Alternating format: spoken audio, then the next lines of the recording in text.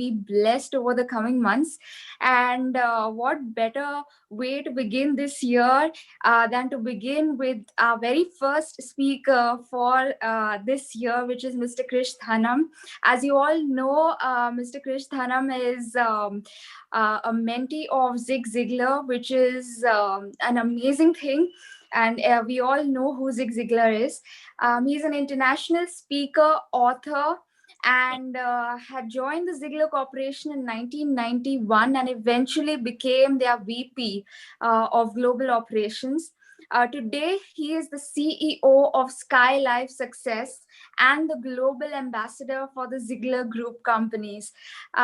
Thank you so much, Sir Krish Dhanam, for joining us this evening to share the insights that you have on the topic of leadership.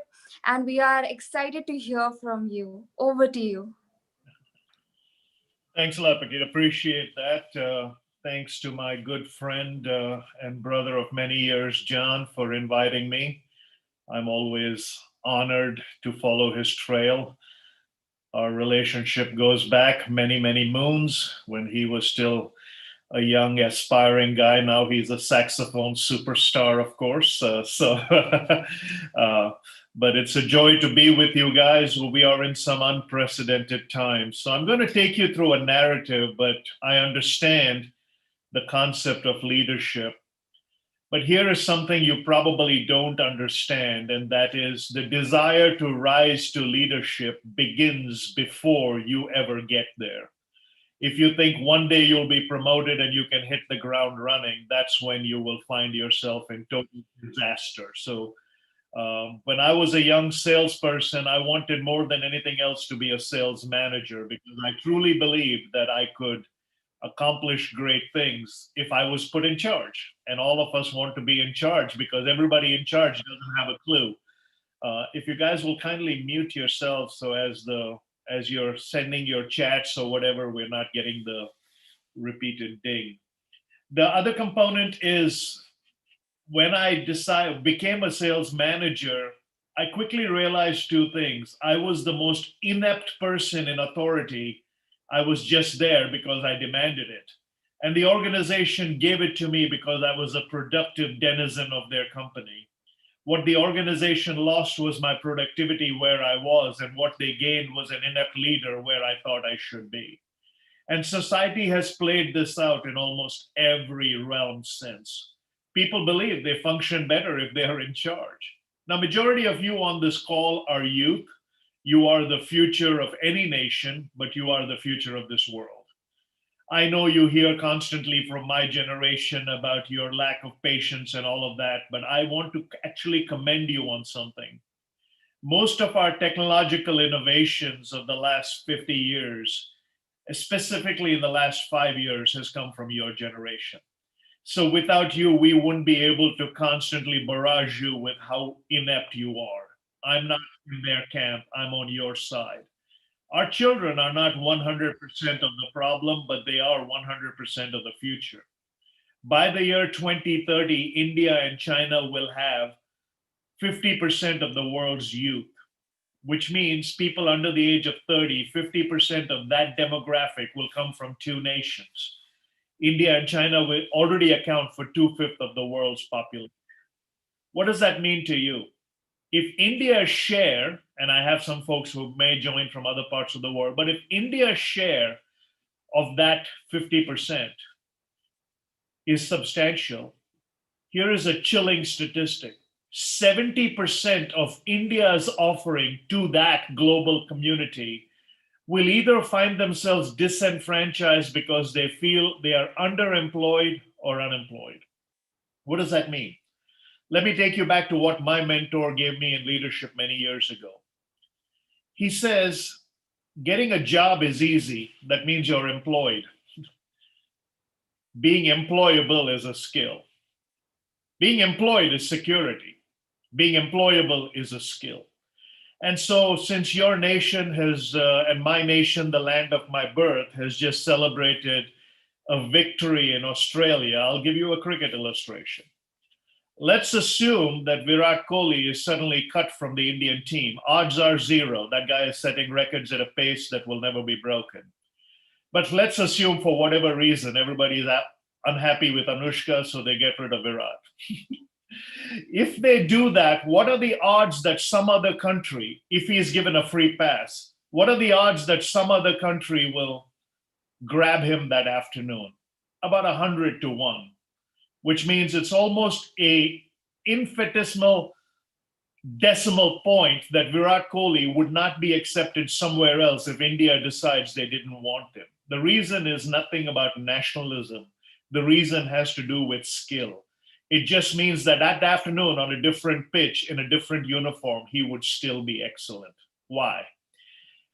The will to win is nothing without the will to prepare to win, said Bobby Knight, the great basketball coach. The will to win is nothing without the will to prepare to win. So today I'm going to take you through a narrative. Leadership, what's that?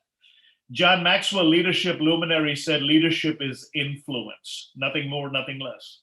But he also added this, that every individual in their life, whether they're a leader or not, will directly or indirectly influence 10,000 people. Every person in their life, directly or indirectly, will influence 10,000 people. Leadership is not a qualitative attribute to aspire to. It is a quantitative phenomenon to prepare for. It is not a qualitative attribute.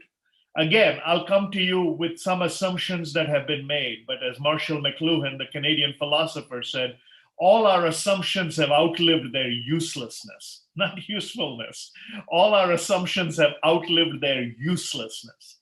Assumptions are just that.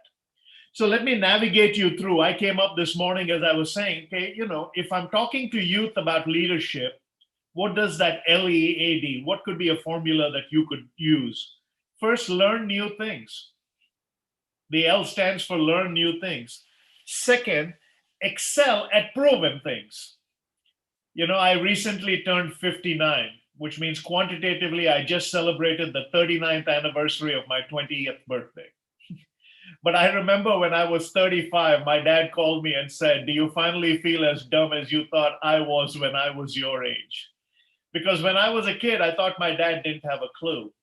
But I figured out, as I've seen my dad go through the latter years of his life and the zenith of his life, the accomplishments he has done in terms of getting a PhD at the age of 83. My dad teaches me stuff even now. So first, learn new things. Second, excel at proven things. That means don't always try to break the mold. I know part of our culture wants the razzmatazz and the wonder. Variety is the spice of life, but it's monotony that buys the groceries. When this pandemic hit, many of us were sidelined and many of us were confined. But I started coming to the office at 2 in the morning and 3 in the morning to do live conferences with people anywhere in the world they wanted me. And part of what I learned is I learned from my dad, in order to be effective, you have to be uncomfortable. So most days I would wake up at 5 before the pandemic. When the pandemic started, I started waking up at 4. Now, hear me carefully, my friends. You're talking to someone who doesn't need to do what I do. By God's grace, the phone rings and people like John, who are gracious just because they are gracious, said, hey, maybe you need to kick off our event. I don't know. Maybe the best is after me, and hopefully the best is after me. But I made a decision when the pandemic started that when the pandemic ends, I want to have contributed something. I wrote 2 books during this time. I did 150 conferences across the globe, most of which I did just because they asked me to. But with integrity, you have nothing to fear because you have nothing to hide. But the government said lockdown. So how can I, with integrity, come to my office? I quickly asked, I shopped around and found out that there are some companies that are designated essential. So I called one of those companies whose owner I know, and I've trained for 15 years and paid me good money. I said, will you give me a minimum wage job as your company so I will be on your company rolls? You take my contract and you split it out and give it to me as minimum wage.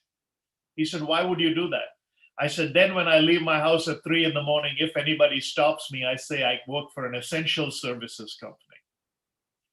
Here's a very important principle. I don't know if you got what I just said. First, learn new things. Second, excel at proven things. Then advance teaching things. Advance teachable things. And when I started teaching this principle that you don't need an MBA to get a minimum wage job, but you need a minimum wage job to be essential. That's what the last year taught us. Most of us decided that because I'm so high and mighty in what I do and I'm locked up, I'm no longer essential. So I'm going to sit and watch Netflix and eat a lot of food. And eventually, most of them became substantial. They were not essential, but they just became substantial. So last is devote to eternal things. And obviously, many of you subscribe to the same Judeo Christian worldview I do. So if you learn new things, if you explore proven things, if you advance teachable things, and you devote yourself to eternal things, in God's infinite economy, you plus him becomes enough, but you become a 24-hour champion. What does that mean? If you think like a 24-hour champion, the leader in you will now realize two things.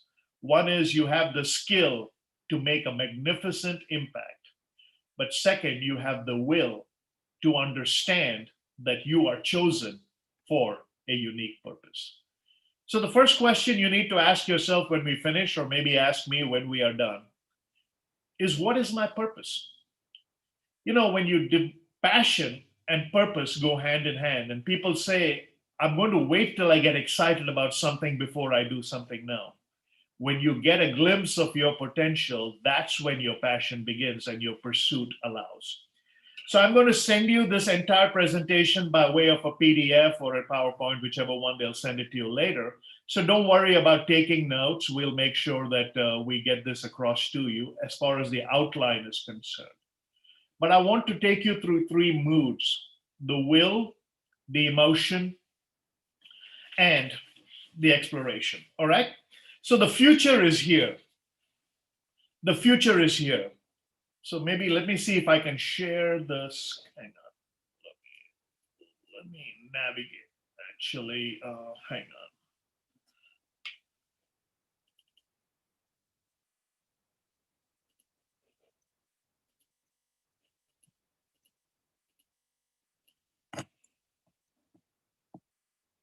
You guys see the presentation?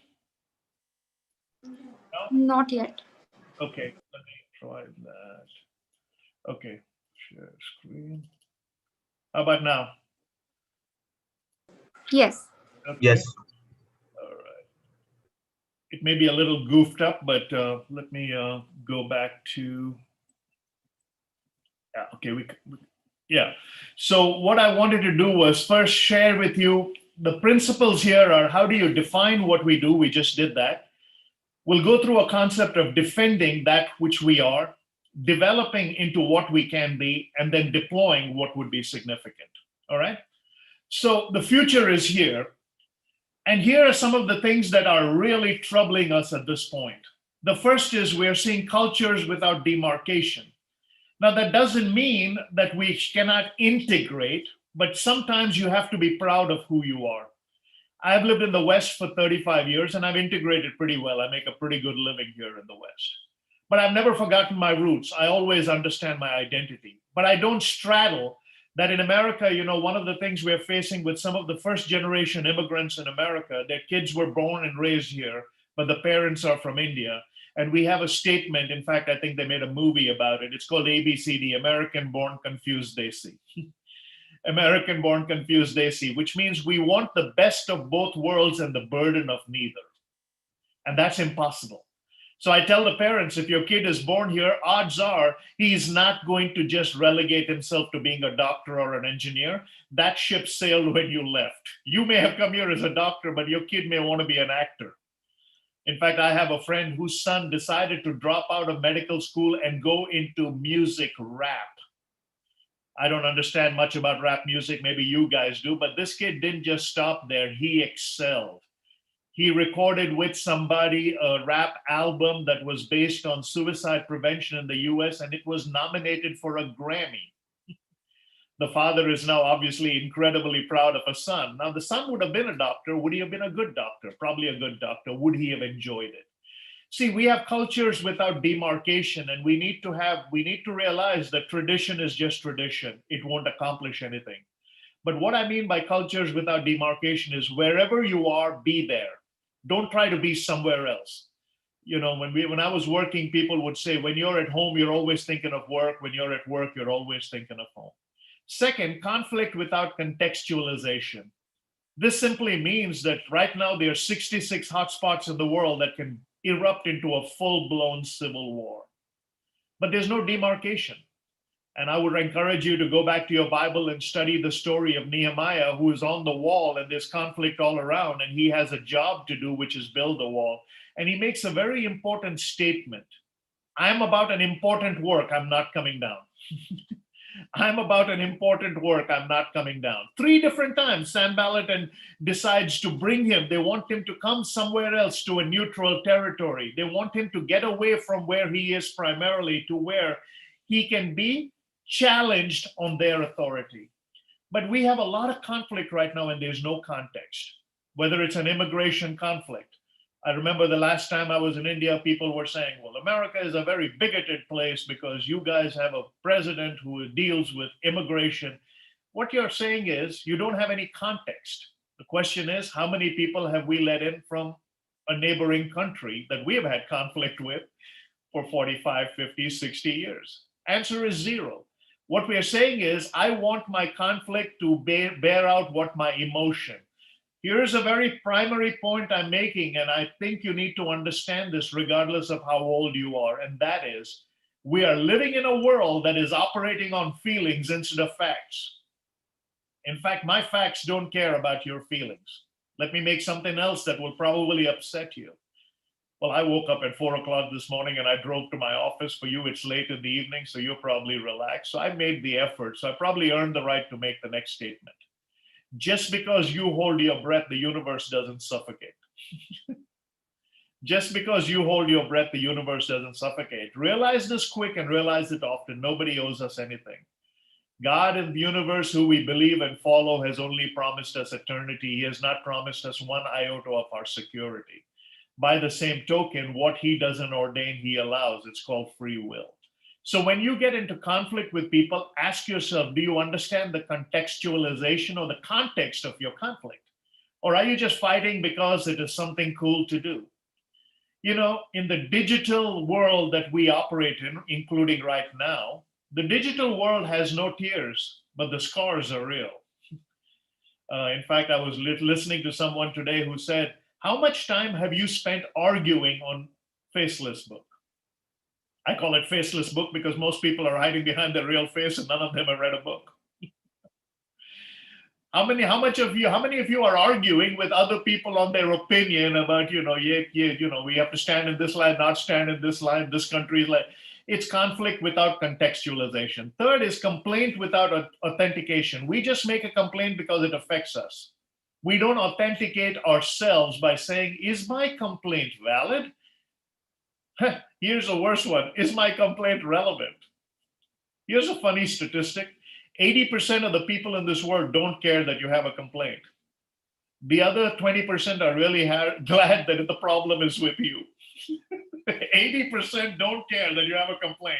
The other 20% are really glad that you have the problem, which means 100% of the people don't give a flip. Complaint. Third, communication without qualification. Now, John and I have been in communication. I use John because he's my closest friend on this. But even when he was in the old Hindustan computer days when we began our communication, they invited me there because I had a qualification. Now, at that time, his communication may have been amateur, but today he's qualified. He has risen to the very heights. So when he communicates, I would listen to him.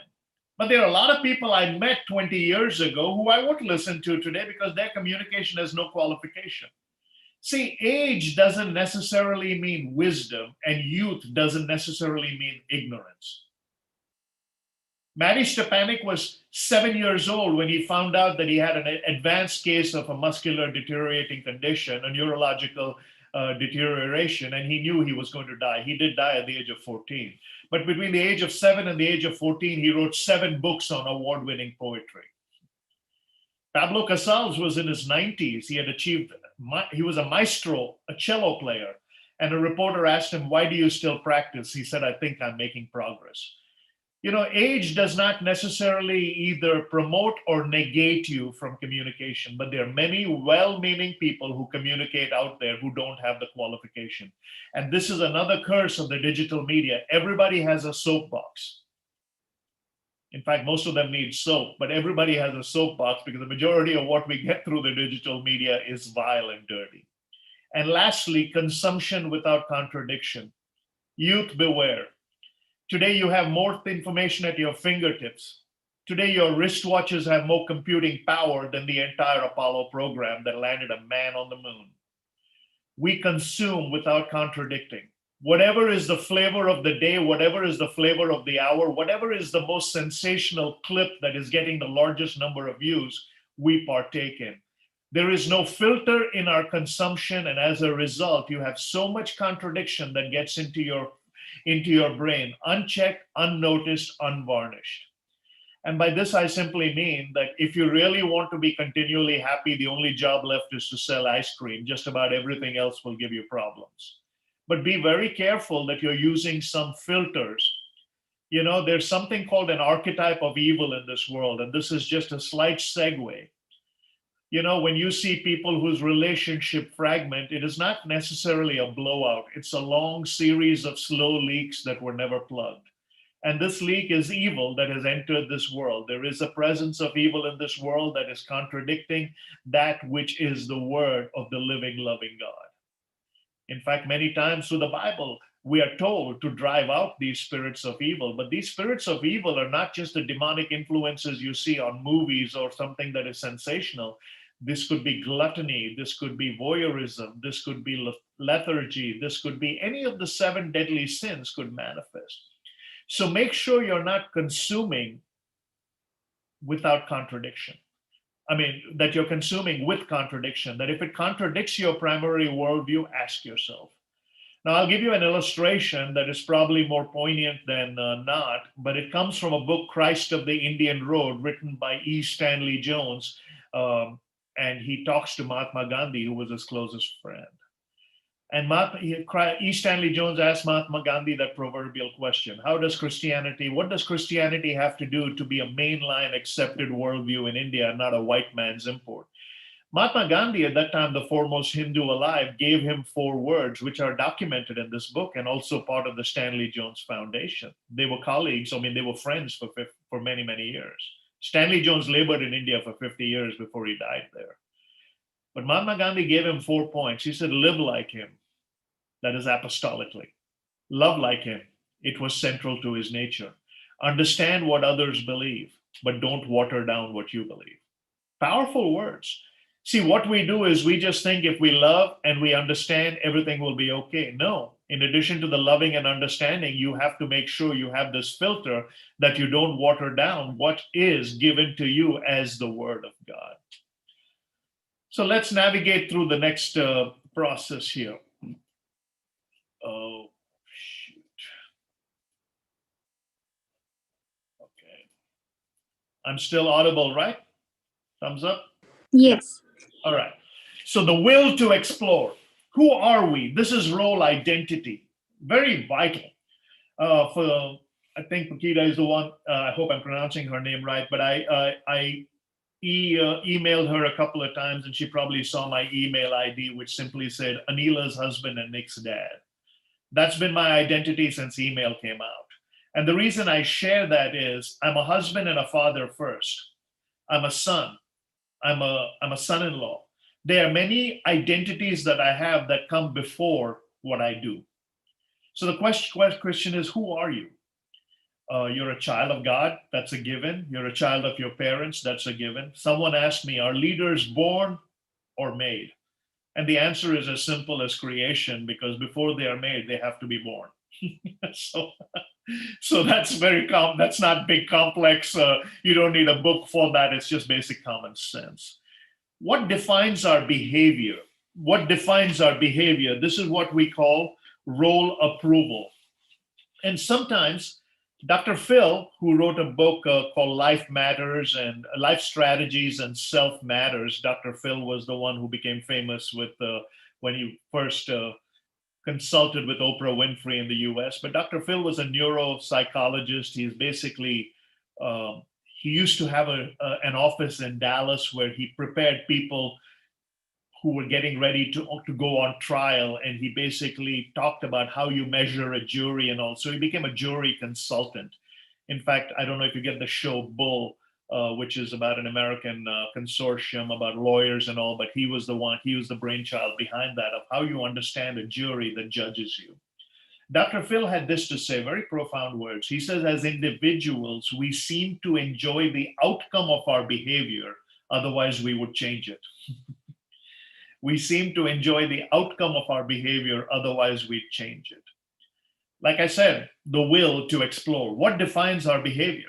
If you want to lead and you want, I mean, remember, the topic is leadership. What's that? We're going behind what it is to explore what makes it. Is there a why behind the how? So when will we give credit?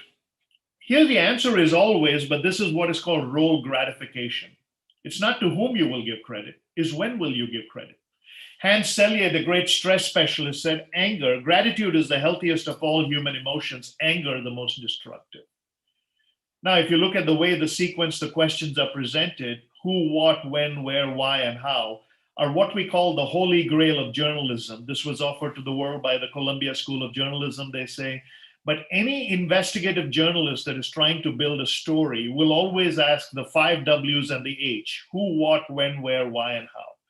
And this is what I look at when I think of the will to explore. Now, remember, we are living in a world with this digital foray, filterless identities, where imagination has taken center stage. And the old adage is still true.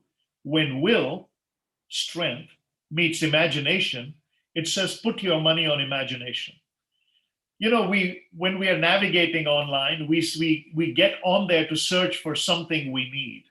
We find something else that whets our appetite, and we click on that. Before long, we go into this endless foray of things we didn't intend to explore to begin with, but we ended up there. And so the question is, how will you learn to cut that off? Learn this principle of when will we give credit, the gratitude principle. The gratitude principle is, who has made you who you are, and would they be upset in what you're doing? Who has made you what you are, and will they be upset in what you're doing? Now, I understand we say, you know what, I cover my tracks or whatever it is. That's not the issue. The issue is, don't begin. Don't begin. Now, I understand where you are and the desire to share. You know, when email first came out, my email ID said Anila at Hotmail or whatever it was. You can imagine how old I am. And hers said Krish. And the reason was not because we forgot our names.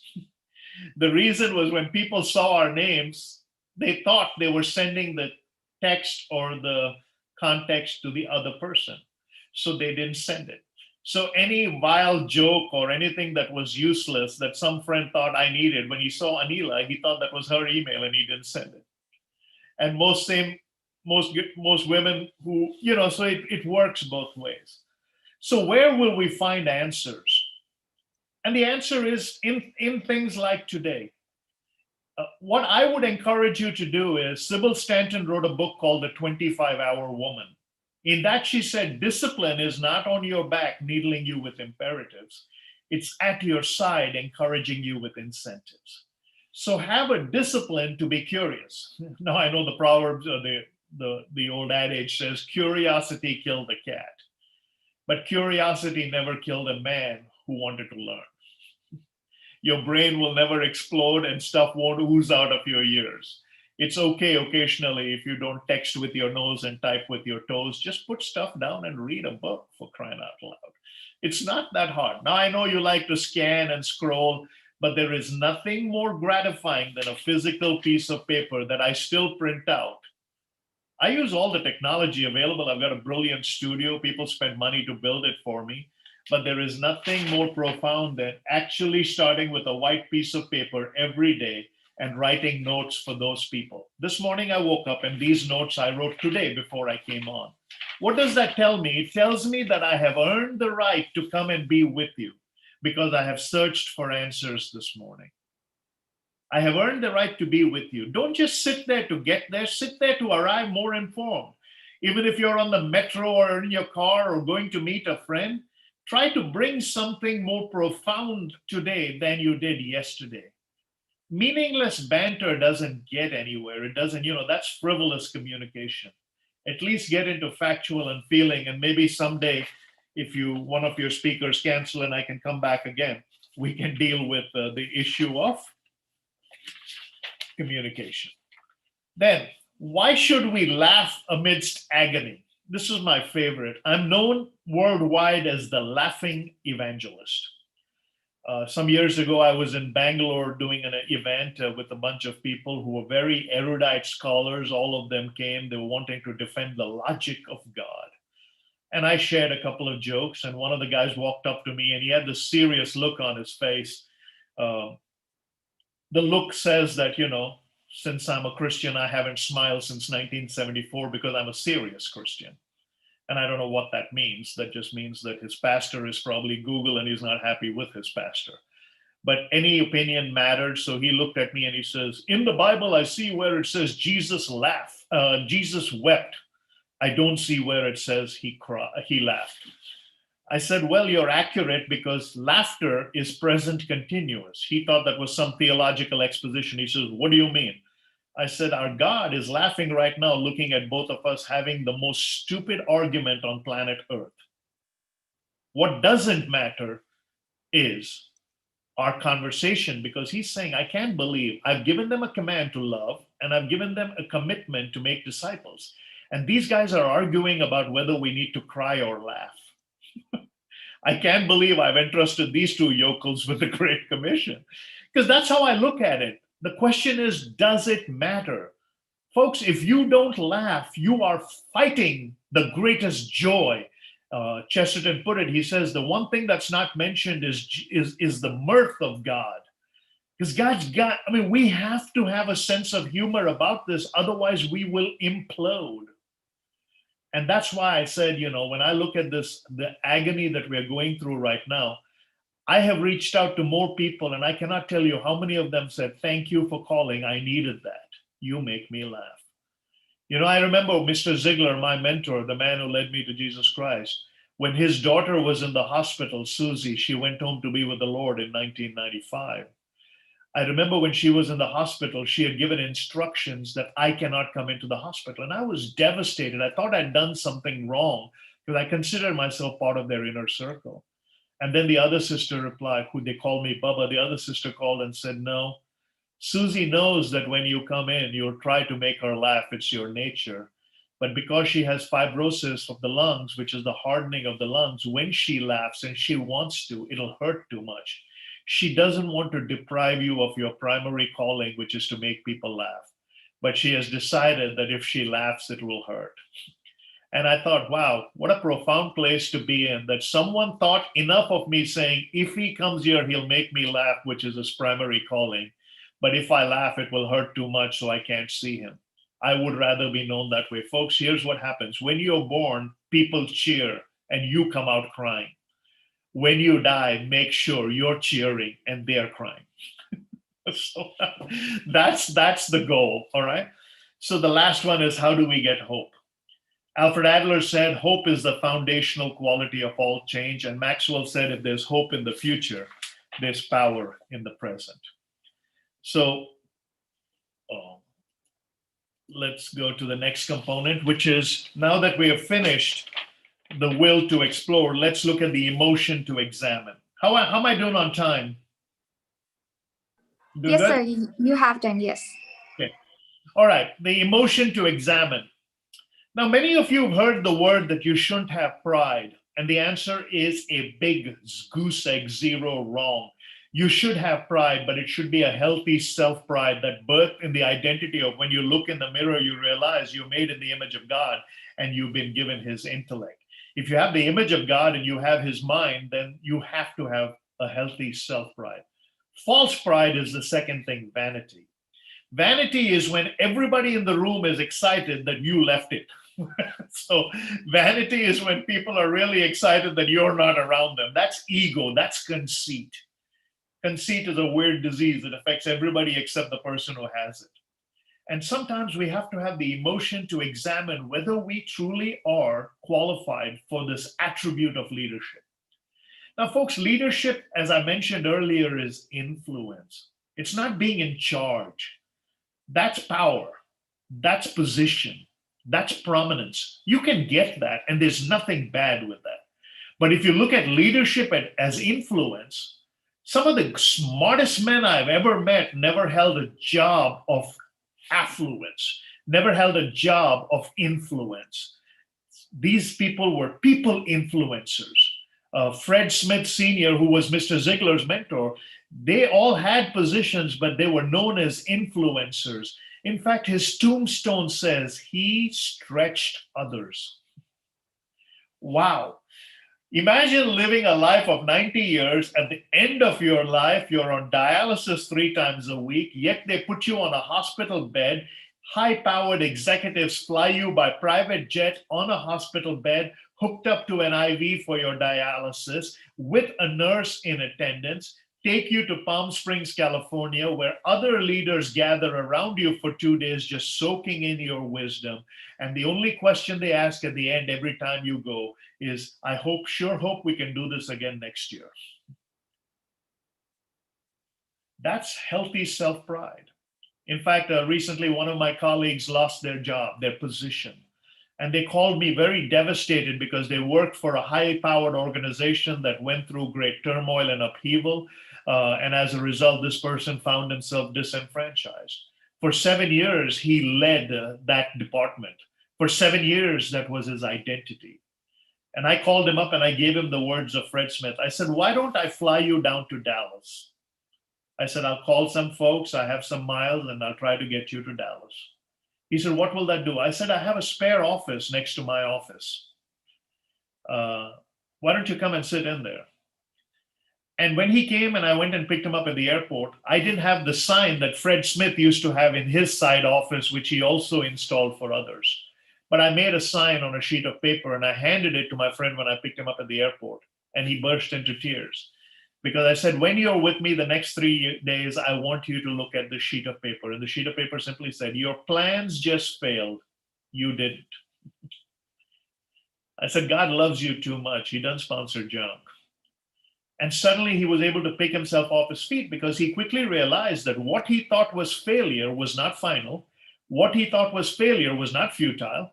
What he thought was failure was not fatal. Failure is an event. It has never been a person in the history of humanity. You can fail at something. You cannot fail as someone. That's the emotion you have to examine. And this is what I've been telling people who have been laid off, who don't have jobs, who are stuck at home, pastors who don't have churches to go to, pastors who can't go to their churches because of the lockdown. Don't have vanity, which is starting to ask yourself, hey, my importance has been released. Have pride, which says, with God, I will always have importance to release. The third is value. Dennis Waitley, the great poet laureate of motivation, former Navy pilot, said this: value is in the doer, not the deed. And like I said, I speak with people all over the world, and not all of them subscribe to my worldview. Many of them come from the karmic mindset, which is works-based. I have to do this to get here. If I did this, I would have gotten here. Because I did this, I'm here. The cyclical nature of understanding. But value is in the doer, not the deed. If you function in a deed-based work, your value will be very, very minimal.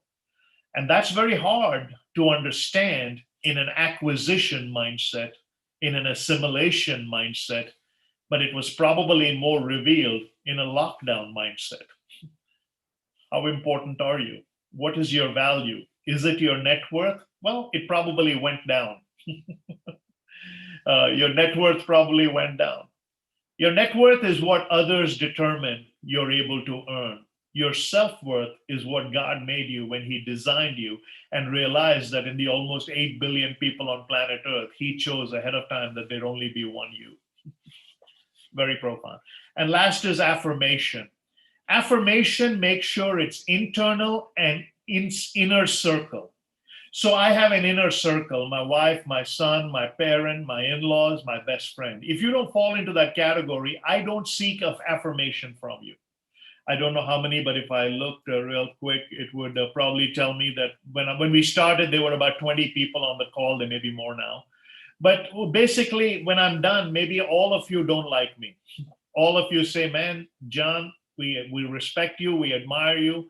Why the heck did you bring this guy? I thought he was going to be a positive speaker. He just rained on my parade. I really didn't like him. Well, good news is if it's an ongoing series, you have 11 more chances to resurrect yourself. I'll be forgotten. I hope I'm forgotten. But when I'm done, I won't care. You know why? You're not part of my inner circle. My inner circle constructively criticizes me so that they will remove my faults so I can rise. My outer circle will just criticize me because that's what they want to do. And it's okay. Criticism is natural. I welcome critics, but if you're not a constructive critic, I don't pay much attention to it. So the intellect to evaluate. Now that we've finished the first two components, let's look at the intellect to evaluate. So here's, as we wind this up, we got that, almost done. You work for progress, not perfection. Work is our job, results are God's job. Remember the parable of talents? He gave everybody talents. He gave some more, he gave some less. But when he came back, if you didn't work on the talent, he called you slothful. If you hid the talent because you didn't think, you were waiting for perfection, you were waiting for all your ducks line up, all you have is a long line of ducks. In fact, one of the stories I give about ducks, and some of you may have experienced this, but I remember when my parents celebrated their 50th anniversary, we went to one of the resorts in Kerala on the banks of Lake Vembanad, I think. And in the evening sunset, as the sun sets over the Arabian Ocean in the distance, the boatman comes out and you get a chance to literally, this is Twilight, incidentally, the name of my latest book, but Twilight is that part which I write that is where God's creation blushes at its own brilliance because the morning day cedes and the evening has not fully released. So we can't see anything at night, but we know his splendor will still be there. But it's at that twilight hour that you actually get to see creation in one of its last basks of glory as it began, as a setting sun. There's something majestic about that. Because people marvel at the sunrise because they woke up. Many people don't marvel at a sunset. So we were on the banks of the river. My late mom was there. My brother was there. We were all there. And suddenly one of the hotel guy comes up to me and he says, "Oh, before we get on the boat, we got to show you something amazing." I said, "What?" He says, there's this guy who's trained these ducks and they all will walk in a line. And these ducks come out wearing a bow tie and this guy is making the ducks walk in a row. And all of them, instead of marveling at the sunset, take their cameras and their phones and for digital posterity for a moment, focus on ducks that are walking. Now, I've lived a long time. I've been to 75 countries on 6 continents. I don't get excited about ducks walking in a row. It really doesn't excite me. For me, a dude in Kerala making 10 ducks walk in a row is not fascinating. You get a duck to make 10 mallus walk in a row. Now that's fascinating. Okay, so for me, I work for, the reason I bring this up is we need to work for progress, not perfection. And progress is the majesty around us. It is created order that has got an end game. We are marching. One of the late great speakers who passed away was asked this question by an old man: "What are you doing?" And he talked about all of his activity. And that old man said, "No, you're building memories, make them great ones." If you work towards progress, every day is a memory. Every day is a canvas. Every day is a tapestry of the grand weaver and how he weaves this stuff together to say, this is my child, born in my image, exalted for my name, delivered for my perfection. Make your cause bigger than your ego. We already talked about this a little bit. Learn to find value in others. There's an old saying that if you tell people stories, it tells them you care. When you tell stories that matter to them, it tells them you care about them. When you tell their stories to others, they now feel validated in living order. How many of your friends' stories have you told to other people as an upbeat, positive example? Have you ever looked at their lives and what they have delivered you to actually count them amongst you? That familiarity actually elevates our level of enthusiasm and our motivation.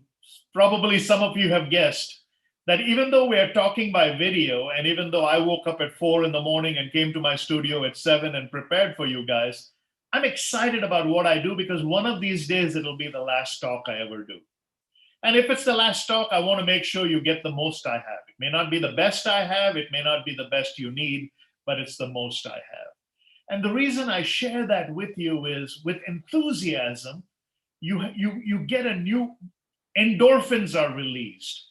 In fact, scientists have studied by advanced microscopes the end of the cells where the neuroreceptors are stored. And they said when you hear information that is good, clean, pure, powerful, and positive, those internal endorphins release, that dopamine, that serotonin, that norepinephrine, it gives you that internal high. That's why I listen to information that will enhance me almost every time before I go to bed from 8 to 9 o'clock, I probably am watching something of someone's exposition of a walk through the Bible. I have a TV upstairs. I close up everything in my den. My wife sleeps a little later because of her medical condition. I go up and I sleep based on the word of God. So I sleep a peaceful sleep with good dreams. When I wake up, I do my devotion, but very quickly after that, I'm listening to input. This is what will teach you to find value in others, because the more you listen to other people, the more you reach that bursting stage to now start finding out whether you have that same experience. And lastly, you are undaunted by the challenge. My friends, we're the only ones who know how it ends. The book we follow and the man we follow, who is I tell people the word of God without the God of the word renders you without words. But when you put both of them together, something mighty and magnificent reveals itself. Remember, on the cross, he gave 7 statements, but one of them was, "It is finished." You and I, my friends, are participating in a finished work. Now we're trying to get principles out of this and start new stuff and start new series, and that's human nature. But we are participating in a finished work. The God that we follow is outside of time. He knows our past before we were. Jeremiah 1 says that. Before you were in your mother's womb, before you came as forth, I ordained you a prophet to the nations. In fact, my mother, one time, someone said, "Thank God, thank you for giving birth to this preacher." And she wondered why. She subscribed to a different worldview, and I had to explain to her. I said, "Mama, God already knew what he was going to use me for. He just borrowed you." I pointed her to pages in scripture. It's very vital to understand God operates outside of time. He knew the past before you were. He knows your present while you are. And he welcomes the future where you'll be with him. He's not a linear chronological God that on Monday morning your trouble is answered. On Tuesday, if it magnifies and he doesn't listen, somehow he's worried about people in Algeria. That's not how God operates. God is invested in everyone all the time. If you feel distant, you probably moved. Adrian Rogers put it this way: the Bible is God's love letter to his children. If you don't feel loved, you're probably reading someone else's mail.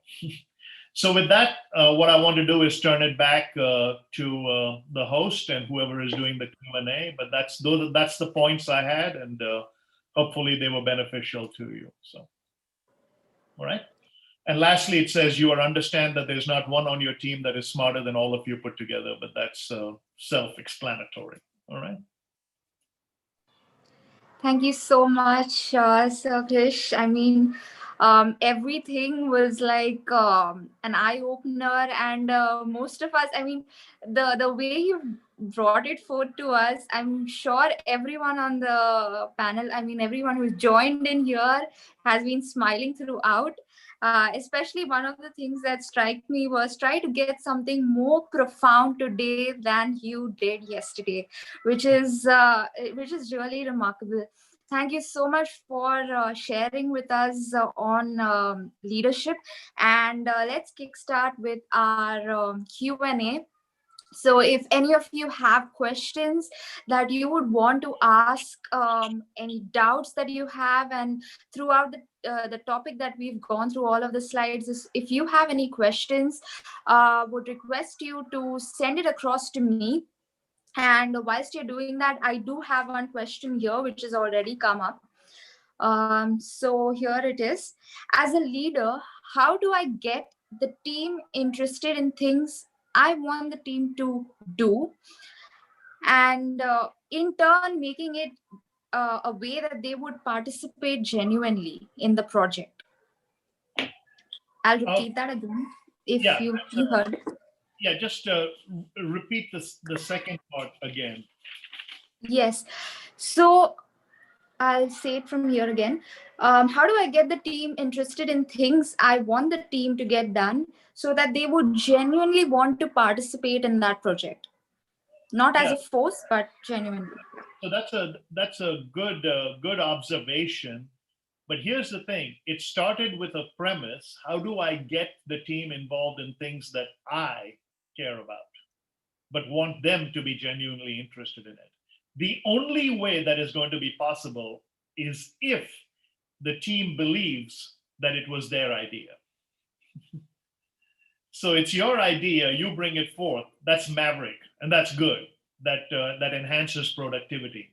But remember, the last principle we shared, which is probably the one that this reflects to, there's not one of you smarter than all of you put together.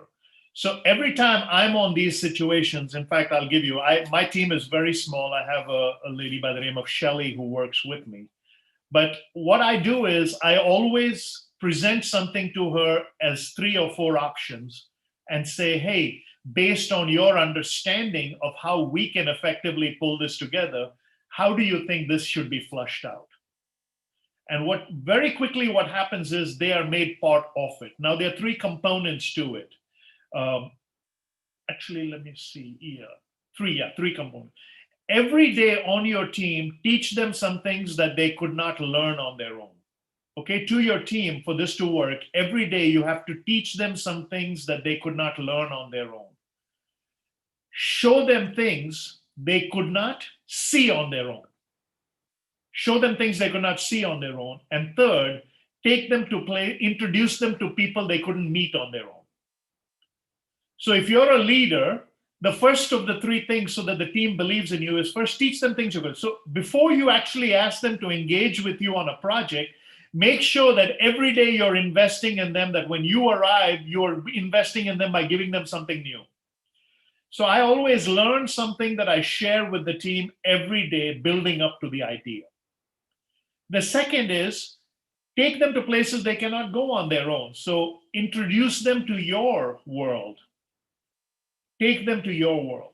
Don't have that. See, again, in a class-based society, it's very hard. And I'll give you an illustration. Whenever I'm invited to speak in India, in the auditorium, people are, if it's a school or an institution, I'm invited as an authority. Everybody calls me sir, and that's fine. And the director usually wants me to come and sit in their office for about 30 minutes and eating a samosa or something, the chips. I think everybody goes to the same bakery because all over India, I get the same samosa, the chips, and the piece of cake. Which means if you're doing 14 events in the 2 weeks you're in India, I've eaten my first samosa and I don't want to eat anymore. What am I there for? I am there for the students. I'm not there for the director. So I asked them, can you take me to that room? They say, well, the meeting hasn't started. I said, that's all right. I want to interact with people. See, that's something they have not seen on their own. When I go there and I start asking them, what are your dreams? What are your hopes? What are your aspirations? Suddenly the sir on the stage is one of them. He cares about them to have come early. There has never been a meeting in the last 30 years where I'm not one of the first people on the call. Wasn't that evidence today? I usually am on the call before anybody else gets there. And the reason is I have made a decision that if I'm going to be a leader of impact, Nobody has to wait on me for my time, my talent, or my treasure. Nobody waits for me for my time, my talent, my treasure. I always make sure that I introduce them. I never introduce my team members as assistants or people who work for me. I always say these are colleagues who work with me.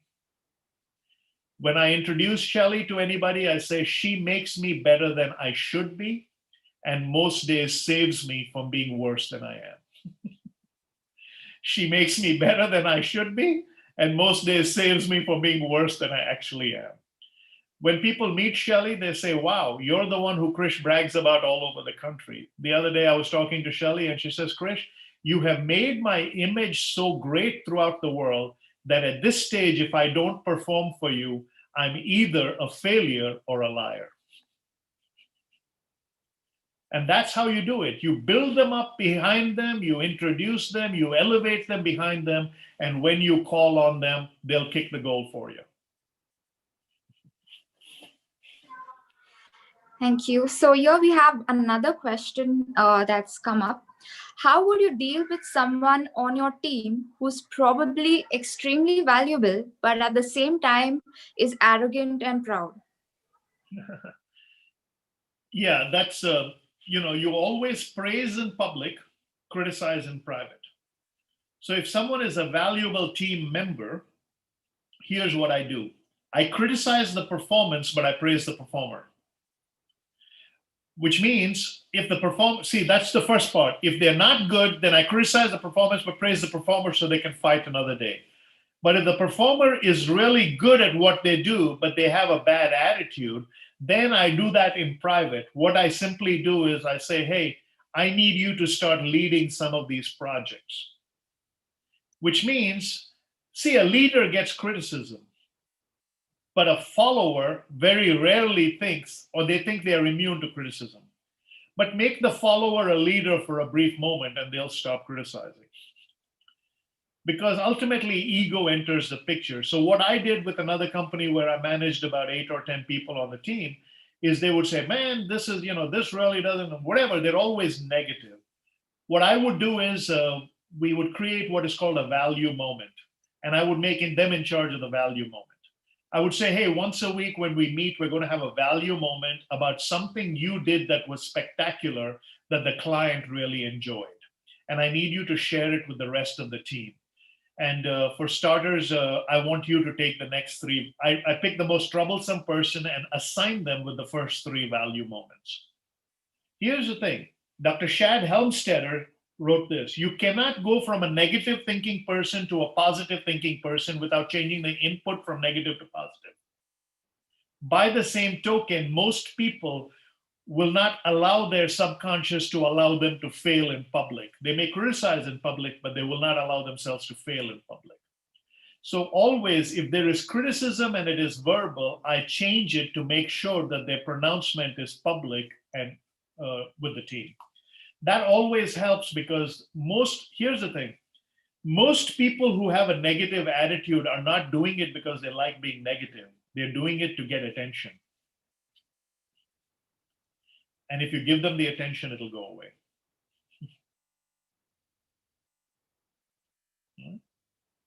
Thank you so much, sir. And here is another question. As a leader, does correcting someone come out as judging them? And if that is, what's the way to navigate it? Yeah, because remember the statement we made. Criticize the performance if the performance deserves criticism, but praise the performance. So separate behavior from personality. And when you criticize someone's performance, just say stuff like my boss used to say to me. I remember one day he looked at me and I came in late, Mr. Ziglar. I came in late. And I came in late because it's my national identity. I grew up in India, so coming in late is part of my ethnic charm. It's part of my genetic disposition. Everybody I know always came up late. So when you show up late, chalta hai yaar, kya karna? So it's or as Sanjay Dutt would say, "Kai ko tension lene ka baba," that kind of thing. So I came in late and Mr. Ziegler was doing his left to right head nod. And now here's my hero. I said, "What's wrong, sir?" He said, "When you came in late, Krish, you were selfish." And suddenly that's an assault on my character. I said, call me late because I'm lazy. My mother called me lazy. Call me late because I'm tardy. My principal of my school called me tardy. Call me late because I'm careless. The PT teacher called me careless. But don't call me selfish. That's an assault on my character. No, he says, I'm not calling you selfish in any way, except when you woke up this morning, you thought your time was more valuable than mine. And you're selfish. From that day forward, I've never been late for anything. I've always been earlier than anybody else because I made him a promise I'll never again be late. Why? I didn't want to be selfish. When you wake up and believe that the other person is more important than you are, you'll forget some of those attributes. So it's not judgmental to correct a person's behavior as long as you criticize their behavior but praise them as a person who can change.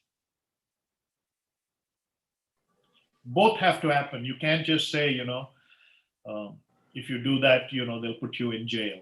I mean, that's what, when I was growing up, people would say, you keep doing that, they'll put you in jail. The only time I went to jail was to teach inmates how to get out. I didn't go to jail. So Thank you so much, sir.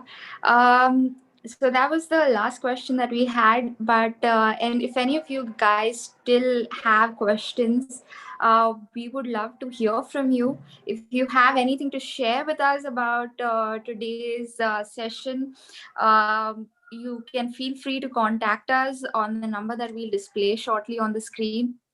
But we are so glad to have Sir Krish with us here. And any questions you have, please don't hesitate. We have the number that will be displayed on the screen. You can send in your questions there, and we would send all of your questions on an email to. How much time do we have left? We have we can extend it. I mean, we have. If they have a live question, let them ask a live question if they feel they want, because we don't have that many participants on, so they can do that. That's fine. Yeah, I've got another 10, 15 minutes, but if you think you're done, I can move on to the next thing. Sure. So if any one of you have any question, could you just put it on the chat? I'll give you maybe 2 minutes more.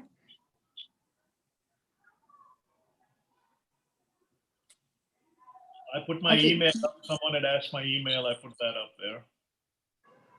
Yes.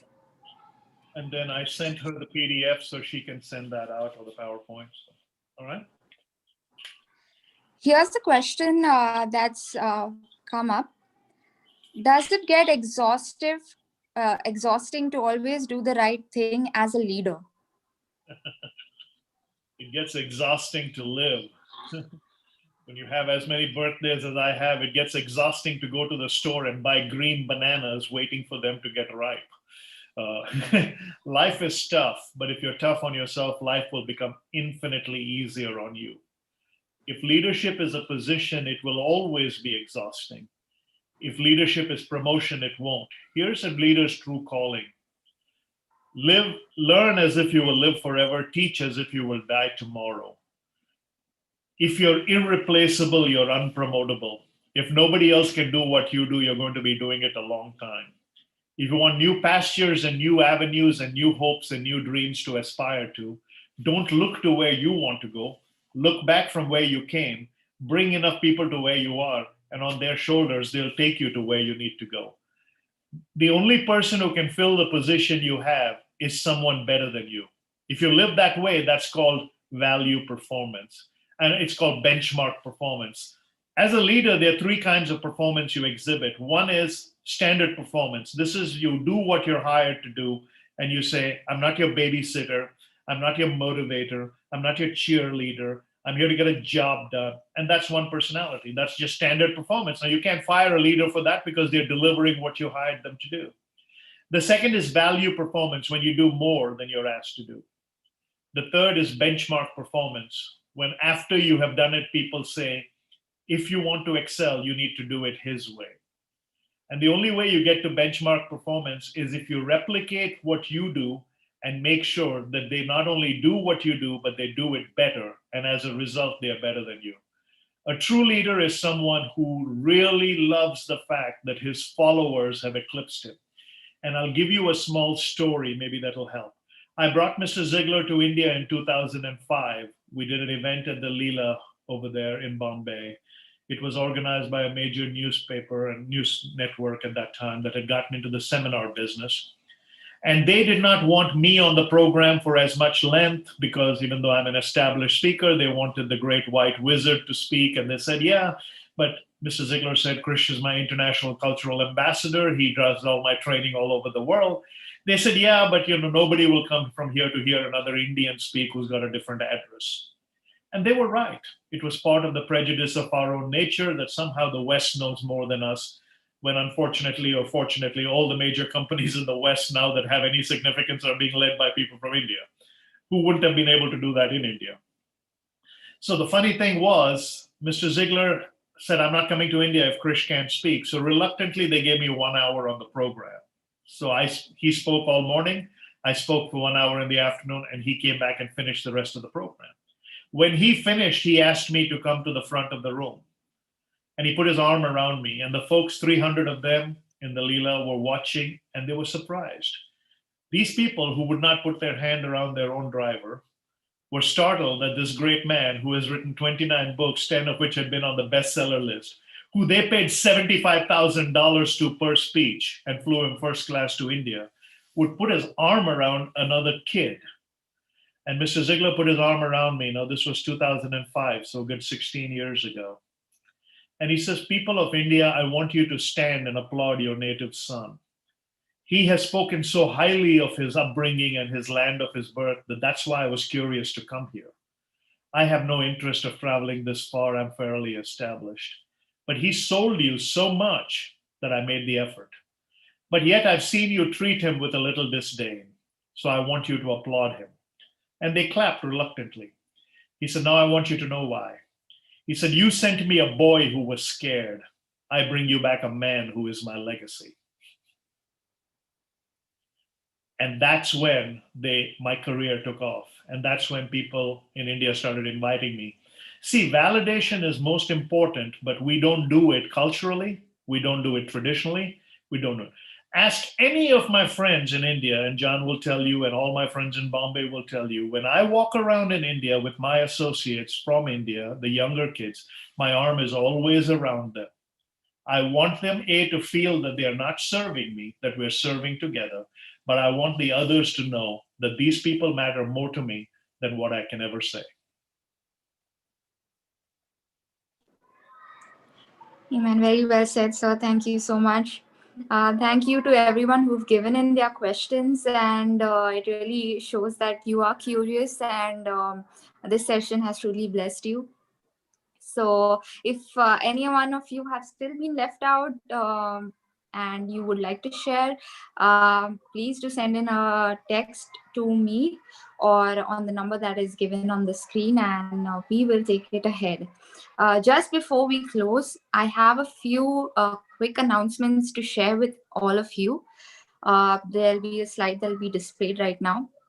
So as you all know that we have a Soul Magnet event that happens twice a month. One is the online worship and word session, which is going to be there coming up on the 6th of Feb. And we have an amazing woman of God, Pastor Nimi Henry.